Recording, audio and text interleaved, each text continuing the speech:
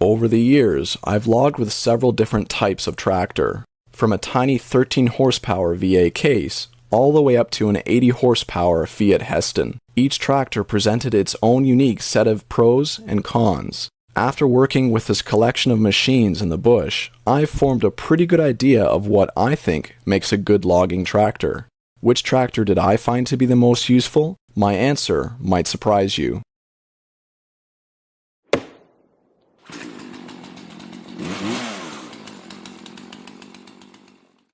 It all started with the Heston, which was manufactured by Fiat.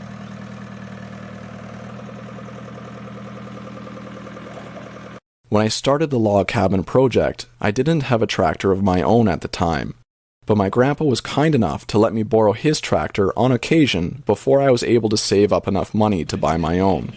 And boy, what a beautiful tractor the 80 horsepower Heston is. For a tractor from the late 80s, it comes fully equipped. Powerful 80 horsepower diesel engine, 4-wheel drive, power steering, and a hefty front-end loader. When the tires are fully loaded, the tractor weighs in at approximately 11,000 pounds. I don't believe there's anything that this juggernaut of a bush tractor can't lift, pull, or drive through. Honestly, I'm not even sure if this tractor would notice if it drove straight through the side of a barn. As far as I know, this tractor has never stalled out, been stuck, or met its match.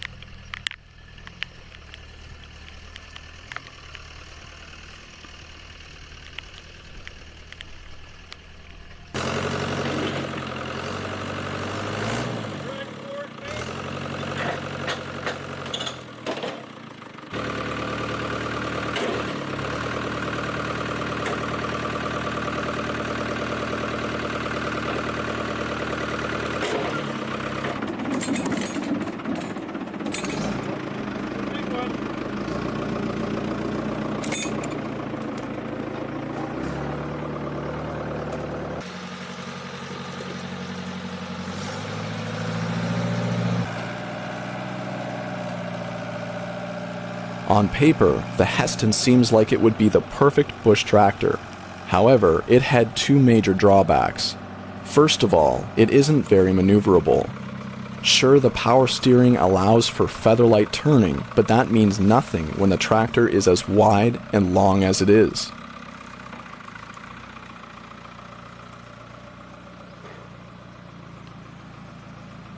With the loader attached, the tractor is at least 18 feet long.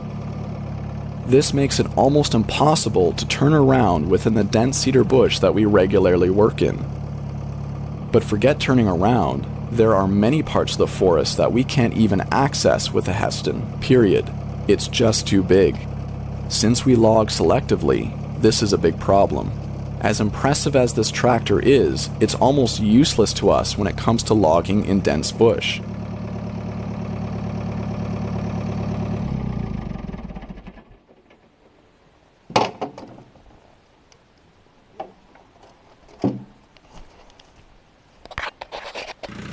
We need a tractor that can follow us off the established trails to reach the individual trees we select for harvest. The Heston just isn't capable of doing that for us. The second drawback to this tractor is its price point. It's expensive for a bush tractor.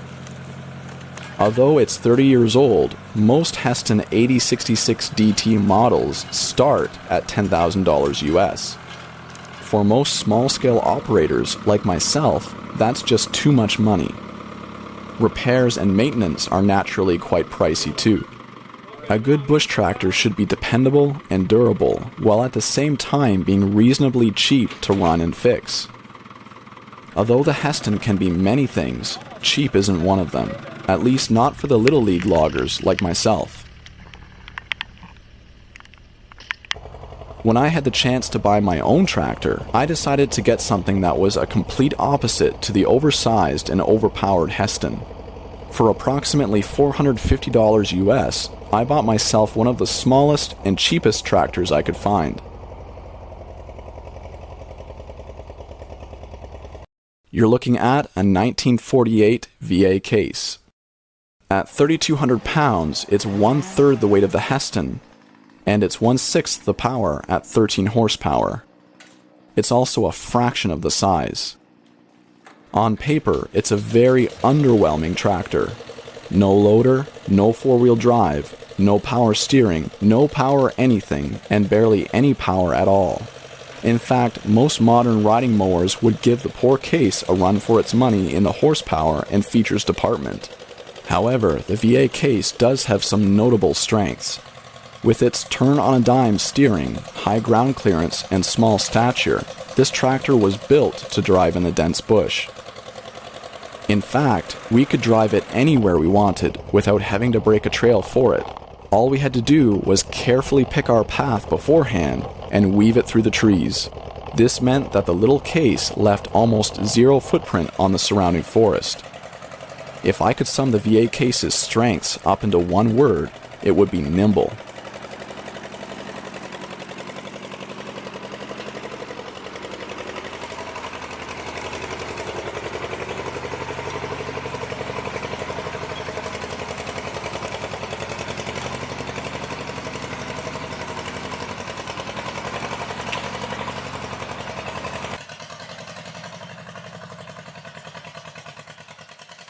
However, like the Heston, it too had some major drawbacks. Yes, it was nimble, and yes, it was inexpensive, but it was grossly underpowered. I could pull a few small cedar logs with it, or one larger cedar log, but that was about it. It couldn't handle anything over 500 pounds without repeatedly stalling.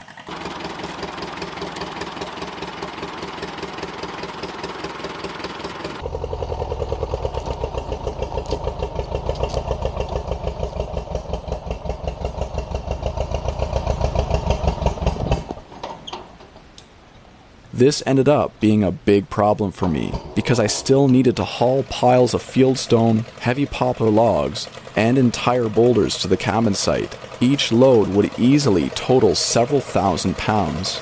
If my little tractor was barely capable of getting itself up an incline in anything more than second gear, then hauling heavier loads with it was laughable at best, even on level ground.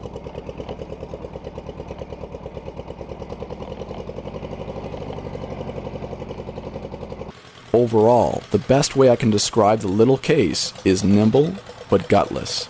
So I ended up selling it and purchasing an international 1951 W4 McCormick for $700 American.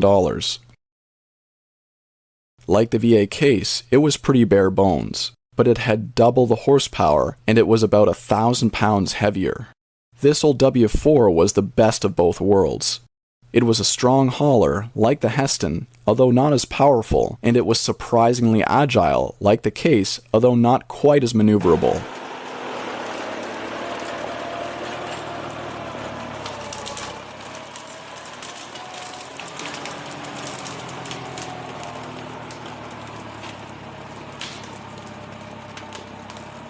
It was a good middle ground tractor, and it worked amazingly well for me. For the first time, I was able to reach most of the trees and rocks I needed and haul them out without any problems. The W4 hauled just about everything I asked it to.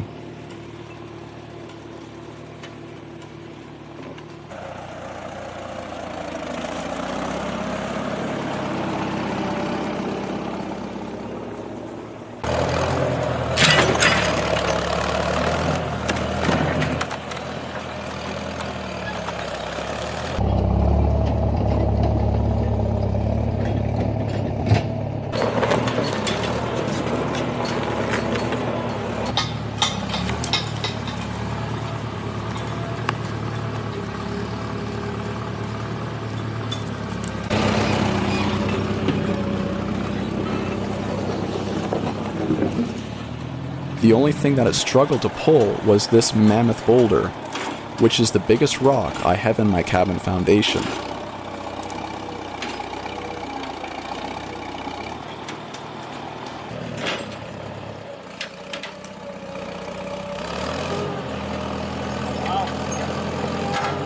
But after throwing a heavy-duty cable and pulley on it to help reduce the load, the tractor moved it with ease. In addition to its balanced power and agility, the W4 had other strengths that I enjoyed.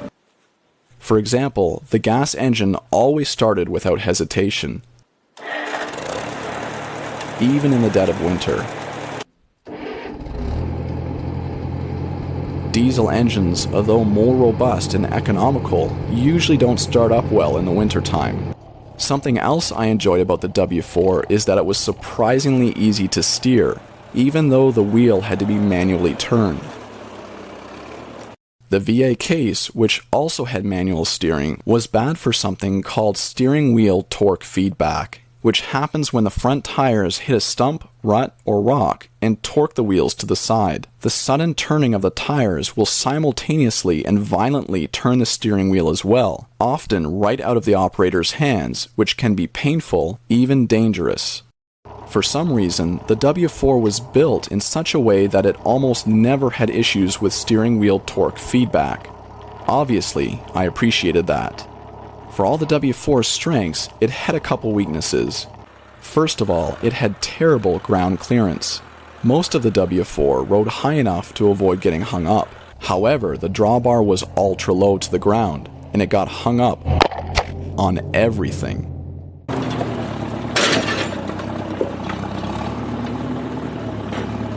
When the drawbar got stuck on something, which it often did, the back tires would immediately lose traction and I would be stranded. I can't tell you how many hours I've spent getting my tractor unstuck, all because the drawbar would catch a rock or the low side of a knoll or a chunk of ice. Yep, my tractor has been hung up on a chunk of ice before. It wasn't fun. Although the W4 was strong, nimble, and economical, its poor ground clearance became an issue far more than I cared to admit. Finally, the W4, like the case, didn't have a 3-point hitch. Having a 3-point hitch is nice because it can be used to pick the end of a log up for skidding. This makes it much easier to pull the logs and keep them a little cleaner too. Since the W4 doesn't have a 3-point hitch, it had to skid logs the hard way.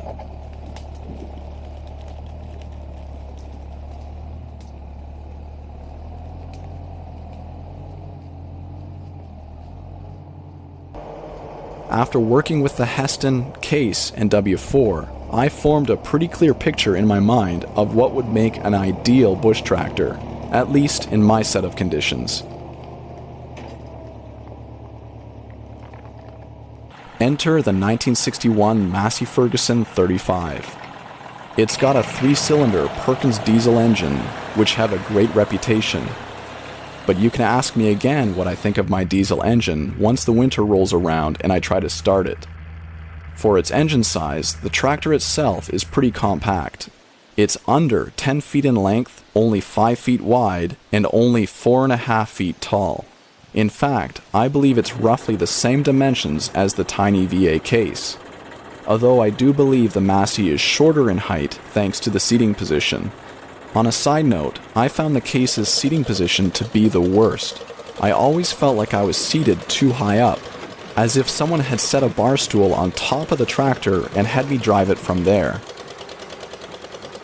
It just felt way too tipsy for my liking. Now, the W4's seating position was much better, being that it was lower, but at the same time it felt odd. That's because the seat dangles the driver right off the back end. It's almost as if the engineers who designed the tractor forgot to include a spot for the driver and only realized their mistake at the end, so they decided to just slap a seat onto the back end and call it a day. Anyway, my point is, the Massey's seating position is exactly where it needs to be, right between the back tires. Not on top of the tractor, not hanging off the back end, but down in the tractor. I appreciate the stability that brings. Anyway, the Massey is about the same size as the tiny case, only a little wider and a little shorter. It's also similar in weight, only 350 pounds heavier, for a total of 3,550 pounds. The Massey is also just as nimble as the VA case. It has great ground clearance and can turn on a dime with its extremely tight turning radius of 9 feet. However, it's way more powerful. At 35 horsepower, the Massey is 50% more powerful than the W4 and almost 3 times more powerful than the case.